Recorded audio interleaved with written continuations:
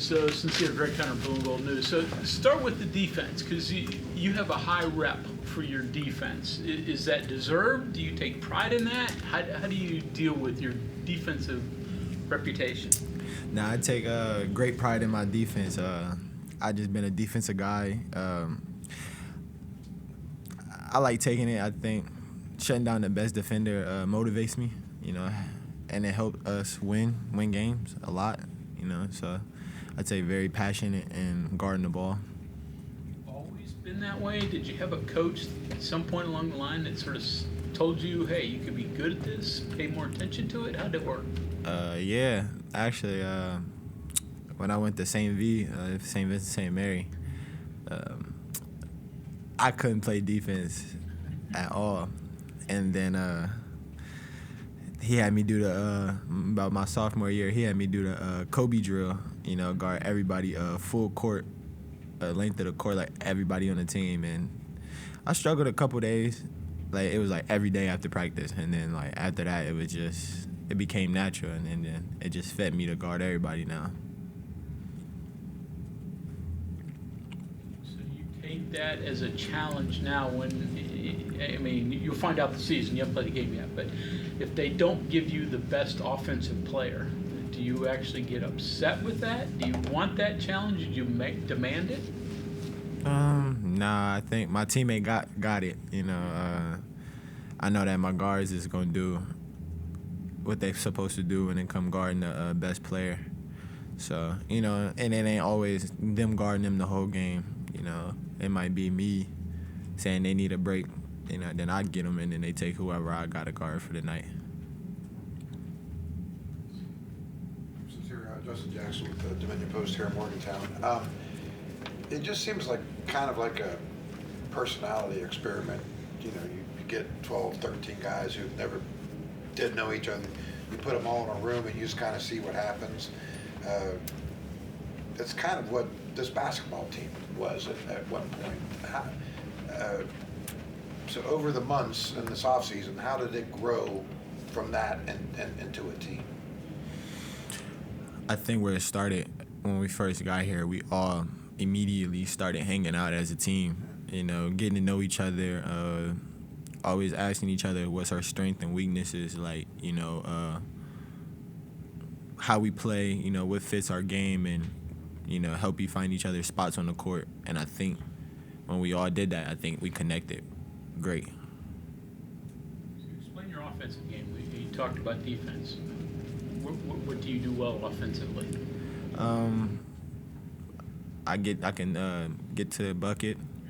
I can create for others. I always, when I drive the ball, I'm always bringing two to the ball, so there was always an open defender, and making teams play in rotation, and hitting the open shots when it come to me. I'm not going to be on the ball necessarily this year, but, when the ball come to me, being able to hit the open shot for my teammates. You guys coming into the season, everyone's still kind of trying to wonder, who are these guys and what can they do? At Illinois last year, obviously, that was a team everyone had high expectations for. So you kind of been on both sides. What kind of talk about both sides of that coin? What the good, the bad. Which one do you like? Obviously the good. Yeah. The good. There's gonna be times where it probably go bad, but it's just how can we bounce back from it? But it's always gonna happen. But I think this team is well connected enough that when things is going hard for us, prime example, what if the ball is not going in for us? Coach DeVries always say that. What if the ball is not going in for us? What is another way to win the game? Which is defense and being more connected with each other. So the fact that you guys kind of get to go through the season telling your story and okay, this is who we are, as opposed to everyone already kind of just having those expectations. Is there any fun to that part of it, being able to kind of this is who we are, as opposed to everyone already thinking they know who you are? Oh yeah, it's most definitely a lot of people think they know who we are. We a new team, fresh team, so we come in as the underdogs, as So it's just being as the underdogs on the team. So people really think they know us, but they really don't know us. Take me through the transfer. Why did you decide you wanted to transfer? Why ultimately West Virginia? Were you and Amani always going to go someplace together? Nah, I think it just happened. Mm-hmm. Obviously Frazier's here, and he was my recruiter when I was at Illinois. But I chose West Virginia. I think that DeVries is a great coach, and he knows how to put me in the offense and where to get the shots at, as far as within his structure of his offense. But I think most important was like the fans here. I think they were great, lovely. A lot of people was reaching out to me. I thought that was like home, and I'm closer to home, so I think that's just way better. Since you're on Mike Nowhere for 24/7, it was your decision to redshirt last year, from what I understand, right? Yes. That's a kind of an unusual move, but I'm sure you had a plan in mind. Why did you do that? What did you get out of it? I think I got out of it to better myself. I think when I was going into my freshman year, I think I was a defensive guy, but I thought to myself, I wanted to be more than just a defensive guy that I can help offensively. And I think I took that time to expand my game on the scout team and just keep build myself to be more, have more confidence in my game. You kind of swung some games as a defender your freshman year. That it looked like you were going to have a role for sure as a sophomore too. It's not an easy decision to make, but as simple as I saw more than being a defensive stopper. My freshman year, we had some people, we had a great team. I think we weren't more connected enough. But, sophomore year, I think we had a lot of older people, fifth years. And, we went to the Elite Eight because I think we were more connected. That's really what it is. And I think that I was too young. So I just think I think that would have been the perfect time for me to sit back and let the older guys enjoy their ride. There's a lot of skill development that happens on the side, though, because you probably don't travel, I'm guessing, right? Yeah, I did. You did? Okay. But you're there's time set aside for you to develop it. There's a coach that you specifically work with, right? At that time, I was working with Frage. Okay, cool. All right, so, what were you able to focus on? If you're not worried about an opponent necessarily, or just doing the day-to-day stuff, just parts of your game?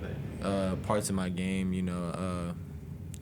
even if I was on a scouting team and they told me to be that person, it was hard for me because I was just being me. Honestly, you can ask those guys, but it was hard for me. But I just was more being myself, trying to know this is my game, and it also kind of helped me being those guys as well because it helped unlock some things that that I could work on myself. Is there a favorite opponent that you got to beat? Nah. No. One scout team guy said, "Wow, this feels pretty good." Nah. All right. Does this feel like a fresh start? Is that kind of how you've approached it, or is this just a continuation that just happens to be at another school? No, I think this is a fresh start. Possibly me being here for the rest of my college career. I just look at this as a better opportunity for me to be more out there. Your high school was pretty well known, to say the least. What was it like playing there? Famous alum? Good. Everybody used to come up to me you played at LeBron James' old high school, and I'm like, yeah. I got that question too many times. I assume you met him at some point? Am I assuming wrong? Yeah, I have a lot of times. People don't think. People be like, "Oh, you know LeBron." I'm like, I try not to say too much, but yeah, I know him a lot. What about former West Virginia kids? Because a lot of them were from that area. Seth Wilson and all those guys. Did you know them? Yeah, actually, Steph Wilson played at St. V, and then he transferred the year I was coming in. And then Sencire Harris, me and him been playing against each other since we was actually since we was in fourth grade, and up to high schools. So did you talk to them when you were considering West Virginia? I mean, they're leaving, so did you get some impression from them on what it was going to be like? Yeah, I just asked them. I said, how is the culture here? You know, how's the fans here? Even if you was to have a bad game, you know, how do they react? And they was just like, they had nothing but good to say. They was just saying like, you know, the fans is great here. I mean, y'all are the only professional sports team here. That's what they said. But that's really it. West Virginia recruit you all coming out of high school? No. No. So Hugs didn't reach out to you at any point? You know what? I'm not too sure on that. Because me and my mom out of high school, we did make a list of, you know, the schools that did reach out and who was the ones that was like talking to me, you know. Virgie used the word connected several times. That's one of Coach DeVries' big words, obviously. I'm guessing you picked that up from him. What are the most important things to you in getting connected with your teammates? Like I said, before, like hanging out with each other, I think more building a relationship with each other. I think that's the most important part. The more we build a relationship, the more that we are connected out there on the court, and we play with more a swag, you know. DeVries always say, you know, play with a type of swagger, and I think that's what we're gonna do this season. Was the fact that there were so many new guys on the roster at this school, was that a reason to come here, or was that a reason to maybe say, oh, okay, that's a lot of new guys at one time, maybe I'll kind of maybe look over here first, or the fact that everyone's new and in the same boat, maybe that was a reason to come here? No, I just think I looked at it as like I said, for myself, to better myself, and also, you know, I'm playing with a team that hasn't been to the March Madness. You know, some people haven't played in the March Madness in ways, but I want to, like, these guys' last year. Right. And I want them to experience that the most. And I had a conversation with them. I said, it's hard, but I think we just got to, like, be connected and be more together than anything. Since you're being a lockdown defender, I guess, is it height, length? Is it mental? Is it hard? Like, what's the key to being a defender? I think it's more having that confidence that, like, you're going to be able to just shut down that defender all night, you know. It's a big – before it was a big task on me, but I think now that's my job now. So, you know, when DeVries come to me and Frazier and them come to me, like, you know, he got to have an off night, you know.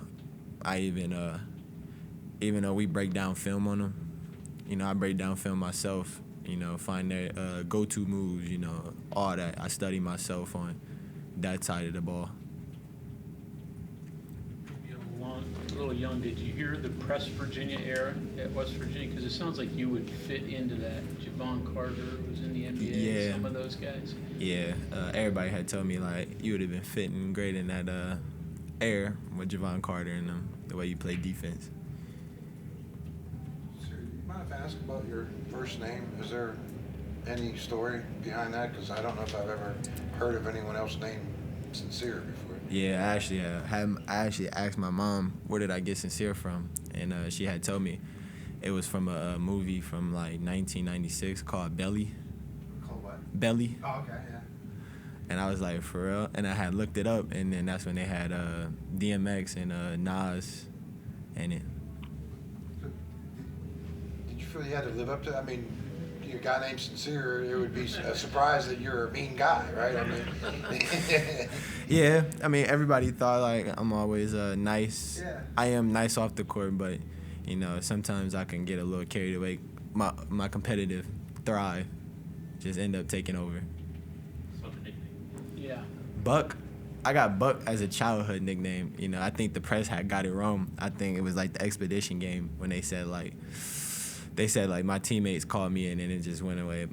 They just like start calling me it from now on. But now I got that from childhood. When I was younger, I used to like go buck wild, you know, and then that name just stuck with me forever. So the press got something wrong. Most definitely. That doesn't happen. Yeah, my family was like, "What's up with the press saying that?" I'm like, "Nah." I said the press I got it wrong. I think they took it wrong, but it's always been part of me. Prefer one? Sorry to interrupt. Do you prefer one? What's your mom call you? First name? When we start referring to you, how should we refer to you? Y'all more than welcome to call me Buck. Okay. Bob, thank you. For sure.